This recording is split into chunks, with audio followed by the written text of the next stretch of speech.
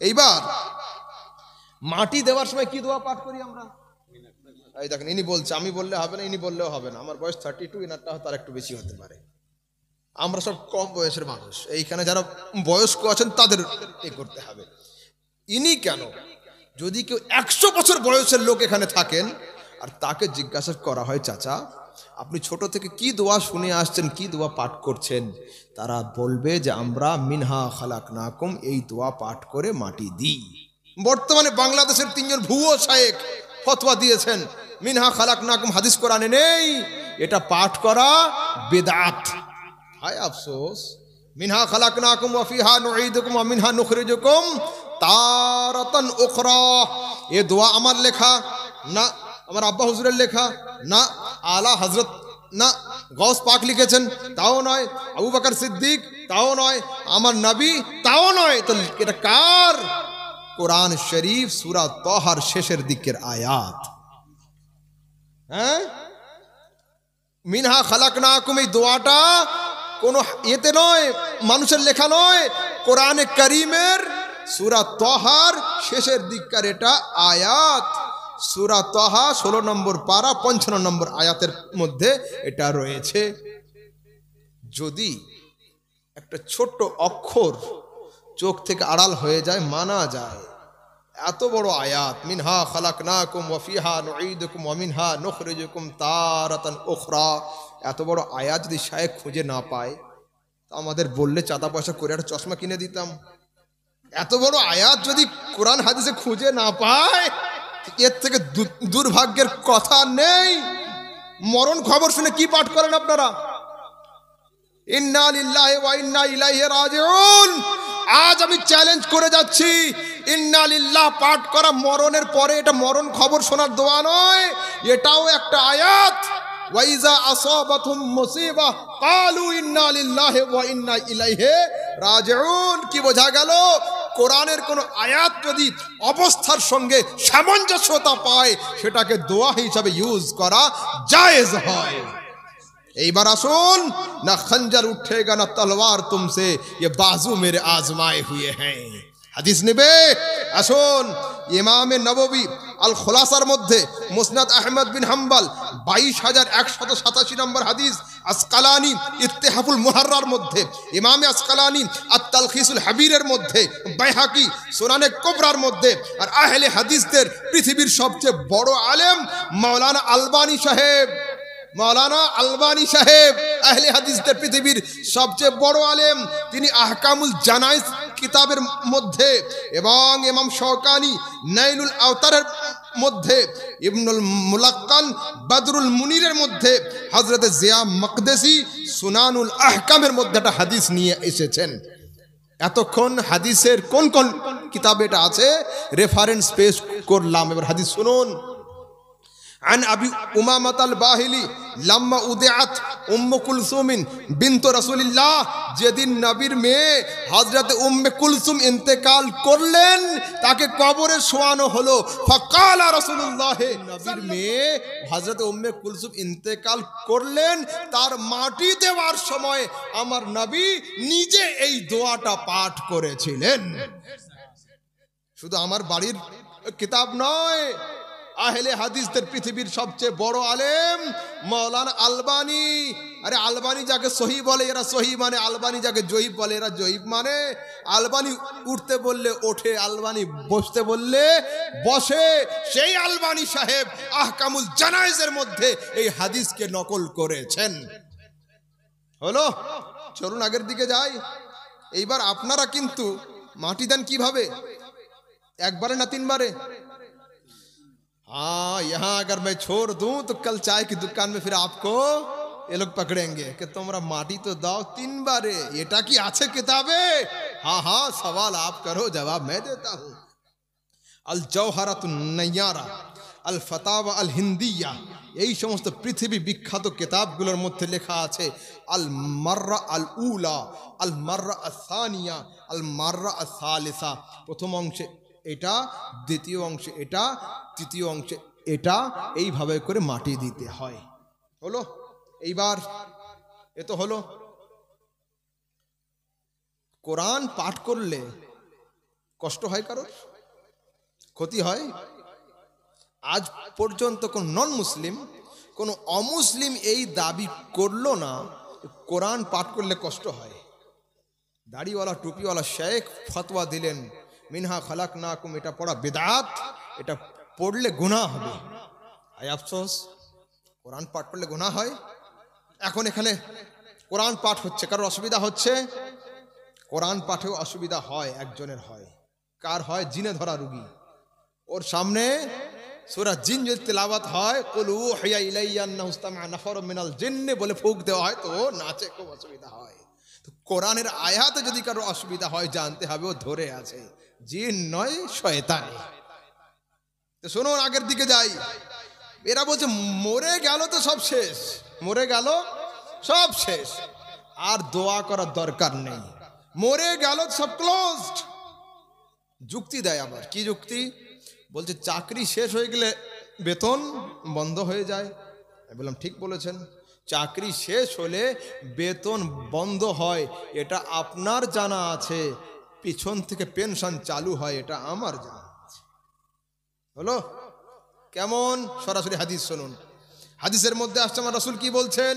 ইযা মাতাল ইনসানু ইনকাতা আনহু আমালু, যখন একজন লোক মারা যায় তার জীবনের সমস্ত আমলের দরওয়াজা ক্লোজড হয়ে যায়, ইল্লা মিন সালাস, তিনটে নতুন দরওয়াজা তার জন্য খুলে দেওয়া হয়। কি কি? সাদাকাতুন জারিয়া, যদি স্থায়ী সাদকা করে যায়, যেমন মাদ্রাসা নির্মাণ, মসজিদ নির্মাণ, ইয়েতিমখানা তৈরি করা, মেহমানখানা তৈরি করা, কুয়ো করা, জলের ব্যবস্থা করা, এই সমস্ত কাজ যদি কেউ করে যায়, এইখানে লোক ইউজ করবে, ও কবরে শুয়ে শুয়ে সওয়াব পেতে থাকবে। তারপরে রাসূল কি বলছেন? ওয়ালাদুন সালেহ ইয়াদউ লাহু, যদি ও নেক আওলাদ রেখে যায়, ও কবরে শুয়ে থাকবে, ওর ছেলেরা আমিন আমিন করবে, বাপ কবরে সওয়াব পেতে থাকবে। কিন্তু কোন আওলাদ? ওয়ালাদুন সালেহ, নেক আওলাদ। মাওলানা ইউটিউবের মুরিদ আওলাদ হলে হবে না, হুজুর মুফতি ফেসবুক সাহেবের মুরিদ আওলাদ হলে চলবে না। শুনুন, এখানে যারা আছেন আপনারা, আমি আপনাদেরকে নসিহত করছি না, কেন আপনার থেকে ছোট আমি, সবার থেকে। কথা হলো এই, আপনাদের যাদের পিতামাতা নেই, 9 মাসে 6 মাসে হলেও তাদের জন্য আপনারা কিন্তু দোয়া খায়ের করেন, কিন্তু আপনার পরবর্তী জেনারেশন যেগুলো এখানে আছে বসে, ছোট ছোট ছেলেগুলো, যুবকগুলো, ভাইপোগুলো, বাচ্চাগুলো, তাদেরকে যদি এই আলেমদের সংস্পর্শে না আনেন, আপনি মরে যাওয়ার পরে তাদের কাছে দোয়ার আশা কিন্তু করবেন না। কেন?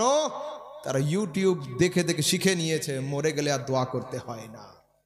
যদি দোয়া পেতে চান, এখনো সময় আছে, আপনার পরের জেনারেশনগুলোকে আলেমদের সংস্পর্শে আনুন, ওলামাদের সোহবতে রাখুন, অন্যথায় আপনারা কবরে শুয়ে দোয়া পাবেন না। তারপর রাসূল কি বলছেন? আল ইলমু ইয়ানতাফিউ বিহি, দুনিয়াতে যদি কেউ কিতাব লিখে যায় বা এমন জ্ঞান রেখে যায় যেটা থেকে লোক জ্ঞান অর্জন করে পণ্ডিত হবে, এইখানে লোক তার কিতাব পড়ে জ্ঞানী হবে, ও কবরে শুয়ে শুয়ে সওয়াব পেতে থাকবে। এবার শুনুন লাস্ট হাদিস। আজ আমি এইখানে আছি, আমি চলে যাওয়ার পরে যদি আমার হযরত আমার বাড়িতে আসেন, আমার জন্য পেন নিয়ে গেলেন, আহমদ ভাই লিখবে, কিন্তু যেদিন আমার মরণ খবর আসবে আপনাদের এইখানে, সেদিন কি উনি আমার জন্য 1 কেজি আপেল আর পেন নিয়ে যাবেন? কেন? লেনদেন শেষ? ইসলাম বলছে না, লোকটা যতদিন পর্যন্ত হায়াতে থাকবে তুমি তোমার ইচ্ছা মতো গিফট দাও, আর লোকটা মরে গেলে লেনদেনের হাত বন্ধ করো না, তো আল্লাহ কি দেব? রাসূল বলছেন লোকটার জন্য জান্নাতের দোয়া করে দাও। मगर अल्हम्दुलिल्लाह अहमद रजा समदानी कभी अपनी बात में एक हदीस नहीं ला सका, ऐसा दिन मेरे सामने नहीं आया। अब हदीस सुन लीजिए, रसूल की बोलছেন उम्मती उम्मतुम मरहुमा তাদখুলু কুবুরাহা বিযুনুব, নিশ্চয়ই আমার উম্মত হলো নাজাত প্রাপ্ত উম্মত, এরা কবরে যাবে পাপের পাহাড় মাথায় নিয়ে, কিন্তু কবর থেকে যখন উঠে দাঁড়াবে লা যুনুবা লাহা, এদের পাপ থাকবে না। সাহাবায়ে কেরাম জিজ্ঞাসা করতেন, ইয়া রাসূলুল্লাহ, মরণের পরে না নামাজ, না রোজা, না হজ, না যাকাত, so how to possible it, কি করে সম্ভব এটা যে ওর পাপগুলো ক্ষমা হয়ে গেল? রাসূল বলছেন বে ইস্তিগফারিল মুমিনিন, আরে মুমিন ভাইদের আমিন আমিন করার বরকতে আল্লাহ ওর পাপকে ক্ষমা করে দিয়েছে।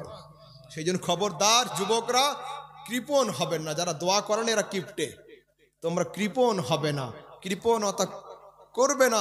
দিলদার নবীর দিলদার উম্মতি মন খুলে দোয়া করবে। আর শুনুন, এবার শুনুন,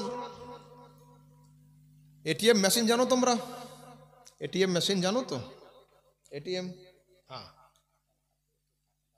আচ্ছা আচ্ছা, এই পয়েন্টটা বলে নিয়ে আমি শুনে নেব। এটিএম মেশিন, টাকা ওঠানো হয়, একজন লোক গেল মসজিদে, কিন্তু হাত তোলেনি, কেন? হাদিসে নেই, বিদআত। গিয়েছে কিন্তু এটিএমে, এটিএম মেশিনের ডিসপ্লেতে কি লেখা থাকে? প্লিজ ইনসার্ট ইউর কার্ড, আপনার কার্ডটা দিন। দিয়ে দিল কার্ড, লেখা উঠলো please press your valid password, 4 সংখ্যার একটা কোড আছে, টিপে দিন। তারপরে সেভিংস অ্যাকাউন্ট না কারেন্ট সেটিং হলো, কত টাকা লাগবে ক্লিক করলেন, 5000 টাকা। এবার এন্টার প্রেস হলো, কি লেখা উঠবে? Your transaction is process, please wait, একটু থামুন, ট্রানজাকশন চলছে। এ হাত পেতে দাঁড়িয়ে আছে, টাকা গোনার আওয়াজ হয়েছে, এখানে হাত পেতে আছে। হঠাৎ করে ডিসপ্লে লেখা উঠছে, your transaction is failed, please try again, link out হয়ে গিয়েছে, ট্রানজাকশন ফেল, আবার চেষ্টা করুন। এই লোকটা আবার কার্ডটা নিয়ে আবার দিল, টাকা গোনার আওয়াজ হচ্ছে, আবার হাত পেতে দাঁড়িয়ে আছে। একে গিয়ে আস্তে করে জিজ্ঞাসা করুন, ভাই, বেজান, বে আত্মা, বে রুহ, গোগা, বোকা বাক্সের সামনে হাত পেতে দাঁড়ানো বুখারী শরীফের কত নম্বর হাদিসে আছে? মুসলিম শরীফের কত নম্বর হাদিসে আছে? তো তুমি যদি বিনা দলিলে এটিএম মেশিনের সামনে হাত পাততে পারো, আমি আমার স্রষ্টার কাছে, আমি আমার ক্রিয়েটরের কাছে, আমি আমার মেনটেনারের কাছে, আমি আমার খালিক ও মালিক ও মাওলার দরবারে হাত পাতবো, এর জন্য ফের দলিল লাগবে? এর জন্য সমাজের সমস্যা হবে? কোনো আলেম হাফেজ কারিকে ডেকে ঝামেলার দরকার নেই।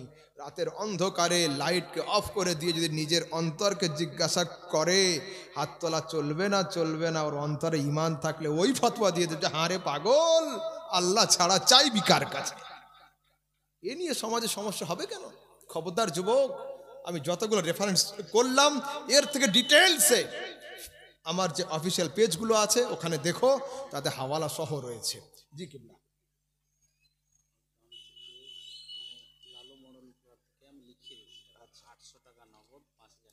মাশাআল্লাহ মাশাআল্লাহ, একজন মানুষ হযরতের হাতে 800 টাকা নগদ এবং 5000 টাকা বাকি লিখিয়ে দিয়েছেন। আল্লাহ তাবারক ওয়া তাআলা তার দানকে কবুল করেন। জি হযরত,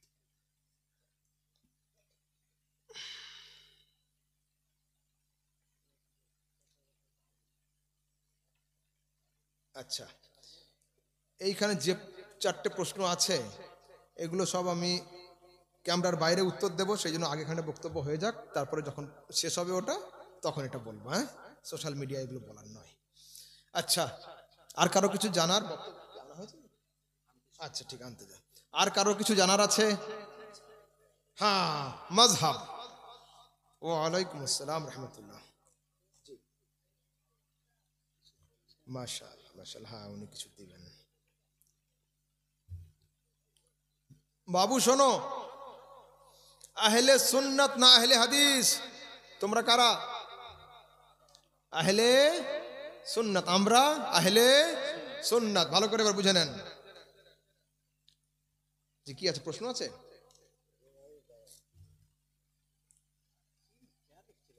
এবার শুনুন, আহলে সুন্নাত না আহলে হাদিস?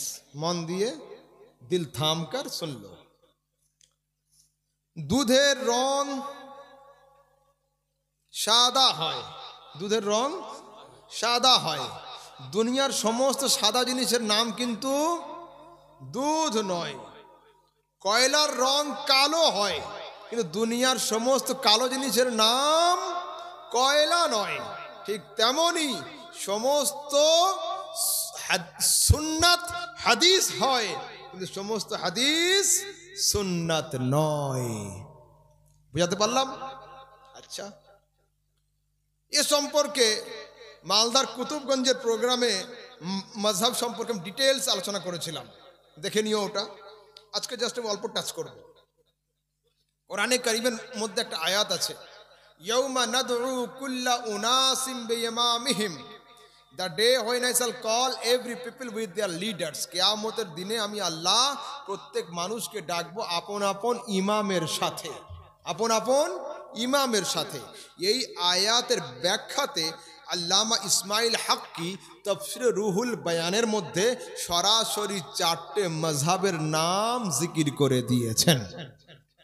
এইবার যুবকরা শোনো, তাদের দাবি হলো এই যে আবু বকর, ওমর, উসমান, আলী, তালহা, জুবায়ের, বেলাল রিদওয়ানুল্লাহ তাআলা আলাইহিম আজমাইন নবীর সাহাবীরা যাকে মেনেছে আমরা তাকে মানবো, মাঝখানে আবু হানিফাকে মানবো কেন? একদম ক্লিয়ার কাট প্রশ্ন। মাঠে যান কিনা আপনারা? জমি আছে আপনাদের কারোর? মাঠে সেচ দিতে হয় না, জমিতে পানি দিতে হয়। মাঠের মাঝখানে মাঝখানে থাকে মেশিন থাকে। এই মেশিন ঘরের পরে ফার্স্ট প্লটে যার জমি থাকে, ফার্স্ট প্লটে 2 ফুট দূরে 4 ফুট দূর থেকে জমি শুরু, এই জমিতে পানি নেওয়ার জন্য কি পাইপ লাগাতে হয় মুখে? মেশিনের মুখে কি পাইপ লাগাতে হয়? না। এটা মেশিন, এই আমার জমি, এইখানে পানি নেওয়ার জন্য কি পাইপ লাগবে? লাগবে না, এখানে ডাইরেক্ট হয়ে যাবে।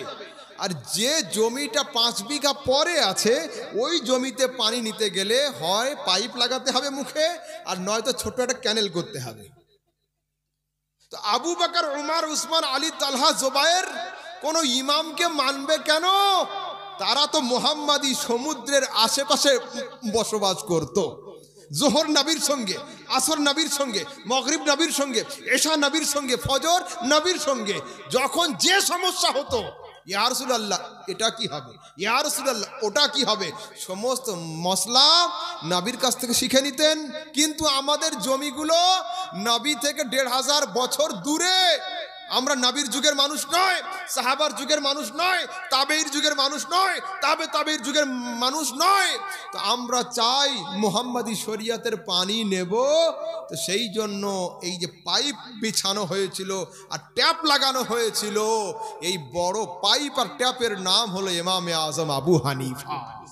তিনি নতুন কোনো জিনিস আবিষ্কার করেন নাই, বরঞ্চ আবু হানিফা রাহমাতুল্লাহ আলাইহি নবীর সাহাবীর কাছ থেকে, সাহাবী নবীর কাছ থেকে দ্বীন শিখেছিলেন, আর আবু হানিফা সাহাবীর কাছ থেকে দ্বীন শিখে শরীয়তের পানি আমাদের কাছে ঢেলে দিয়েছেন। হলো? এবার আসুন, ফের হাওয়ালা করছি আহলে হাদিসদের পৃথিবীর সবচেয়ে বড় আলেম মাওলানা ইবনে তাইমিয়া সাহেব। তিনি মজমুআতুল ফাতাওয়ায় একটা হাদিস নিয়ে এসেছেন। এই হাদিসের মধ্যে বলা হচ্ছে কি, লা তামুসুন নার মুসলিমান রাআনি ওয়া রাআমান রাআনি। আমার রাসূল গ্যারান্টি দিয়েছেন জাহান্নামের আগুন তাকে স্পর্শ করবে না যে আপন চোখ দিয়ে নবীকে দেখে সাহাবী হলো, আর জাহান্নামের আগুন তাকেও ছুঁইবে না যে সাহাবীকে দেখে নিজে তাবেঈ হয়ে গেল। তো দুনিয়াতে ইমামে আবু হানিফা, শাফিঈ, মালিক, আহমদ বিন হাম্বল, এই 4 জন ইমামের মধ্যে আল্লাহ পাক হানাফিদের নসিবকে এত ভালো করেছেন যে হানাফিদের আবু হানিফা 1 নয় 2 নয়, মিনিমাম 3 জন, ম্যাক্সিমাম 11 জন সাহাবীর সঙ্গে তিনি সাক্ষাৎ করেছেন এবং তিনি নিজে তাবেঈ হয়েছেন। আর যে তাবেঈ হয় তার উপর জাহান্নামের আগুন হারাম হয়ে যায়। তো আবু হানিফা রাহমাতুল্লাহ আলাইহি আনাস ইবনে মালিককে ঈমানের চোখে দর্শন করার কারণে আবু হানিফার উপর জাহান্নামের আগুন হারাম হয়ে রয়েছে। যদি দুনিয়াবাসী মানুষ জিজ্ঞাসা করে তোমাদের ইমাম কে, সিনা উঁচু করে বলবেন আমাদের ইমাম হলো তাবেঈ। যদি জিজ্ঞাসা করে কে, বলে আমাদের ইমাম তিনি যিনি সাহাবীকে আপন চোখে জিয়ারত করেছেন। যদি জিজ্ঞাসা করে তোমরা কার মানো, বলে এমন ইমামকে মানি যে নবীর সাহাবী আনাস ইবনে মালিকের সঙ্গে হাতে হাত মিলিয়েছে। বলে আরে ভাই ছাড়ো না, তার নাম কি? বল তার নাম হলো ইমামে আজম আবু হানিফা। ইমামে আজম আবু হানিফা রাহমাতুল্লাহ আলাইহি। হে যুবক শোনো, আপন জায়গায় দণ্ডায়মান থাকো, সিনা উঁচু করে থাকো। তোমাদের মত সত্য, তোমাদের পথ সত্য, তোমাদের আকীদা সঠিক। এইবার লাস্ট এন্ড ফাইনাল পয়েন্টের দিকে আসছি। সমাজে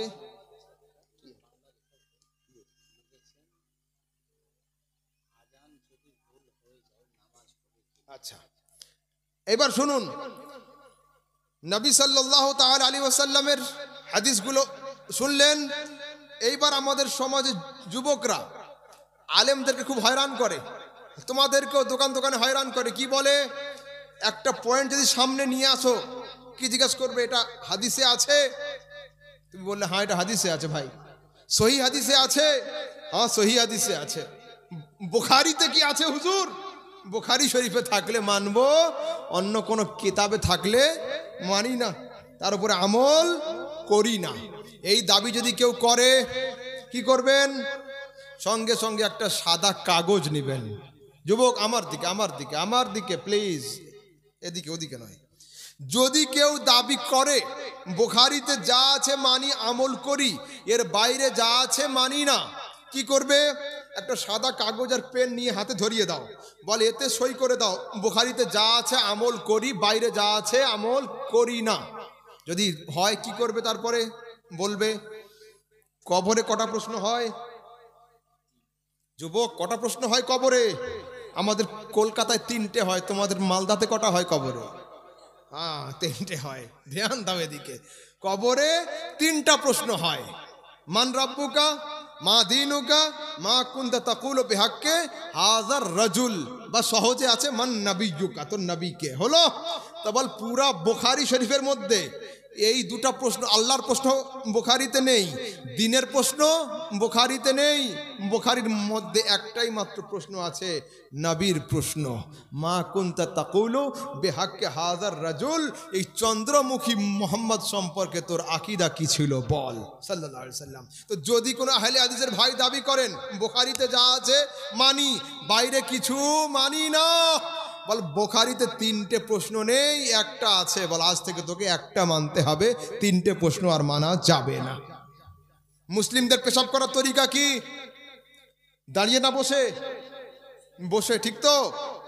বল পুরা বুখারী শরীফের মধ্যে বসে পেশাব করার একটাও হাদিস নেই, দাঁড়িয়ে পেশাব করার 2টো হাদিস আছে, আমি দেখিয়ে দেব। তাহলে কি আগামী কাল থেকে হুজুরদের দিয়ে শুরু করিয়ে দেওয়া যাবে? বুখারীতে আছে।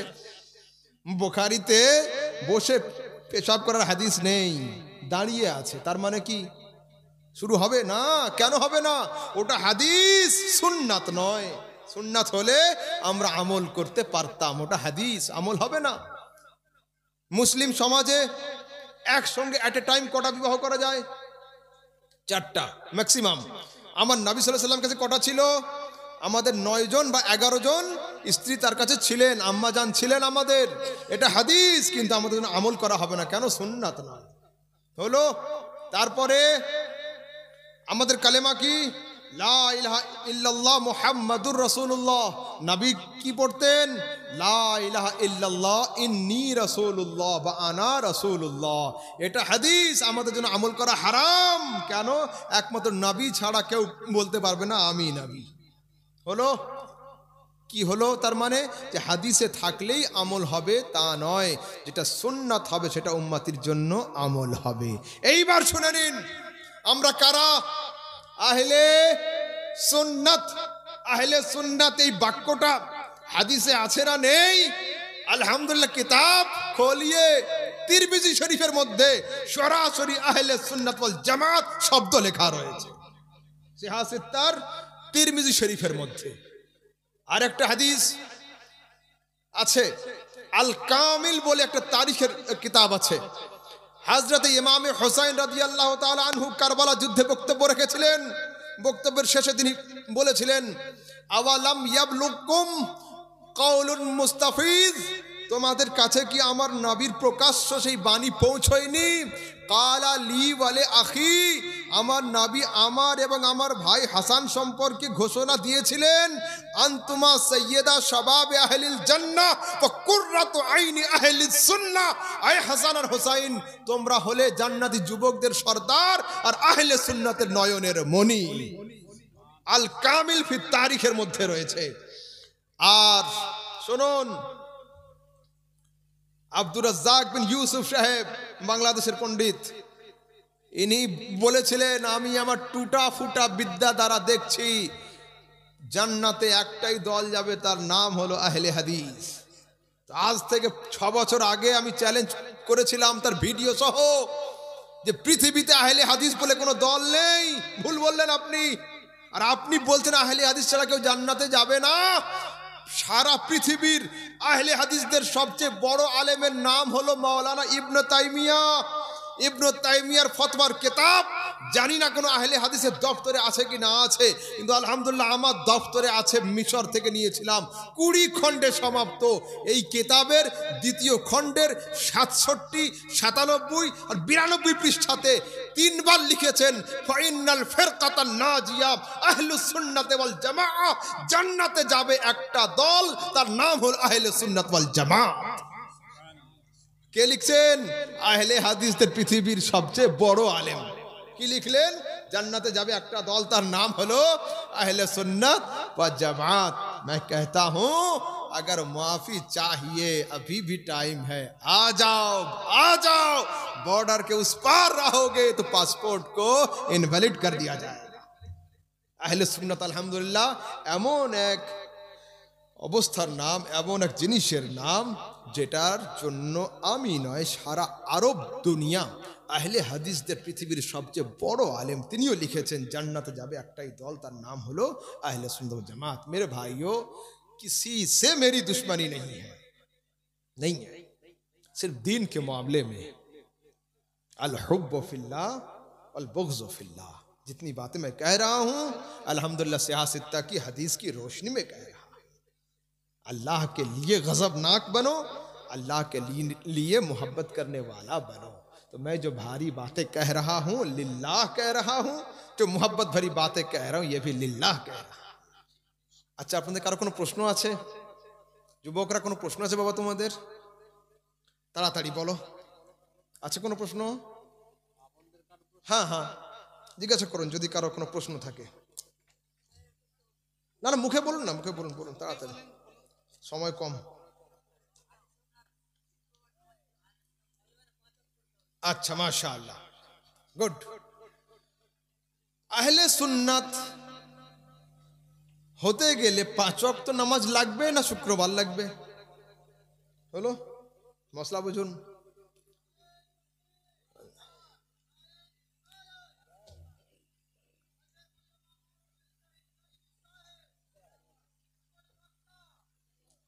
আপনারা আগে চলে আসেন, মা বোনেরা সকলে আগে চলে আসেন, একটু চলে আসেন।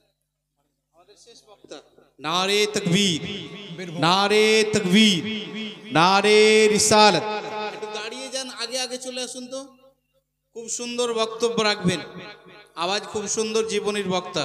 চলে আসুন। নারে তাকবীর, নারে তাকবীর, নারে রিসালাত, নারে রিসালাত। হযরতুল আল্লামা মাওলানা মুহাম্মদ ইব্রাহিম কলিমি সাহেব কিবলা। নারে তাকবীর, নারে তাকবীর, নারে রিসালাত। উলামায়ে আহলে সুন্নাত, উলামায়ে আহলে সুন্নাত।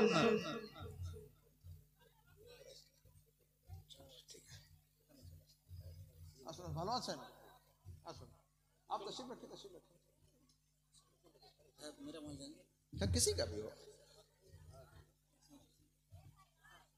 আসুন না, মেহমান মানুষ। এবার শুনুন, কি প্রশ্ন ছিল? কি প্রশ্ন ছিল? যে আহলে সুন্নাত কম নামাজে কি পার হতে পারবে? শুনুন না, নামাজ সবার উপরে ফরজ, নামাজ সবার উপরে ফরজ। মসলা বুঝুন। যদি কেউ রমজান মাসে দিনে রোজা না রাখতে পারে, রাতে তারাবির নামাজে শামিল হতে পারবে কি পারবে না? পারবে। রোজা না রাখার জন্য গুনাহ হবে, তারাবি পড়ার জন্য সওয়াব হবে। হলো?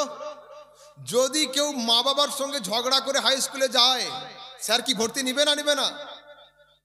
ভর্তি নিবে। কেন? স্কুলে এই জন্য ভর্তি নিবে যে ছেলেটাকে আদর্শবান বানানো হবে, তাকে আদর্শ শেখানো হবে। যদি কেউ নামাজ না পড়ে সেটা তার পার্সোনাল গুনাহ, এর জন্য তাকে আহলে সুন্নাত থেকে বের করে দেওয়া বা আহলে সুন্নাত হতে পারবে না, এ মসলা ঠিক নয়। আমার সুন্নিরা তো নামাজ পড়ে, কিন্তু আহলে হাদিসদের মসজিদে ফরজ নামাজের সালাম হয়ে গেলে কেউ সুন্নাতের জন্য থামে না, নফলের জন্য থামে না। নফল নামাজের কথা কি হাদিসে নেই? বুখারীর হাদিসে লেখা আছে, ইয়াতাকাররাবু ইলাইয়া বিন নাওয়াফিল হাত্তা উহিব্বাহু। যখন কেউ ওভার ডিউটি মারে, বোনাস টাকা তার পকেটে আসে, ফরজ নামাজ আপনার উপরে যে ওয়াক্ত, আমার উপরে সেই ওয়াক্ত, মাওলানা ইব্রাহিম কালিমির উপরেও সেই কয় ওয়াক্ত, এনার উপরে 3 ওয়াক্ত, আমার উপরে 4 ওয়াক্ত, আপনাদের উপর 5 ওয়াক্ত, তা নয়। রুলস ফর অল, নিয়ম সবার জন্য এক হবে। ও জগৎবাসী মানুষ, ঠিক তেমনি যদি কেউ নামাজ না পড়তে পারে, রোজা না রাখে, এটা তার পার্সোনাল পাপ, এর জন্য সে গুনাহগার। আর হে যুবক শোনো, চাই আমার হোক চাই অন্য কেউ হোক, রাসূল সাল্লাল্লাহু আলাইহি সাল্লামের প্রকৃত সুন্নাত যদি কেউ ধরতে চায়, অবশ্যই তাকে নামাজি হতে হবে। কিন্তু যদি কেউ নামাজ না পড়তে পারে, তার জন্য আহলে সুন্নাতের উপরে আঙ্গুল তোলা, ইসলামের উপরে আঙ্গুল তোলা কোনো মতে জায়েজ হবে না। আর কারোর কিছু? আর কিছু কারোর? আচ্ছা, এই পর্যন্ত শেষ করছি। যদি বলার মধ্যে কোনো শাব্দিক মিস্টেক হয়ে থাকে, আল্লাহ পাক আমাকে ক্ষমা করেন। ওয়া মা আলাইনা ইল্লাল বালাগ। আসসালামু আলাইকুম ওয়া রাহমাতুল্লাহি। হ্যাঁ হ্যাঁ হ্যাঁ।